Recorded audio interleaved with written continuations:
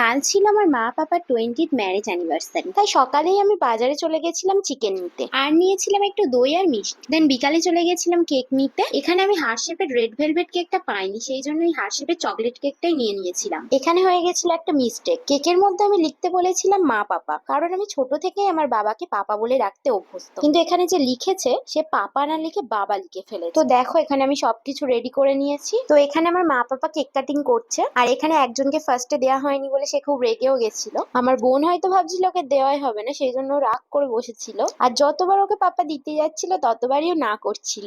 আর ও যেহেতু রেগে গেছিল, ওকে আরো রাগানোর জন্য ওই পিসটা থেকে আমি খেয়েছিলাম। দেন এখানে মা পাপাকে একটু কেক খাইয়ে দিয়েছিল, আর এদিকে আমার বোন তখনও রাগ করে বসেছিল, আবারও আমি ওর পিসটা খেয়ে নিয়েছিলাম। দেন মা পাপাকে একটা হার্ট শেপের চকলেট দিয়েছিল, আর অবশেষে বোন সেই চকলেটটা একটু খেয়েছিল। আর রাতে আমরা খেয়েছিলাম বিরিয়ানি, যেটা আমার মা বানিয়েছিল। আর আমার মায়ের বানানো বিরিয়ানি স্পেশালি আমার সব থেকে বেটার লাগে। আর সাথে ছিল চিকেন কষা আর পায়েস। তো বাই সবাইকে।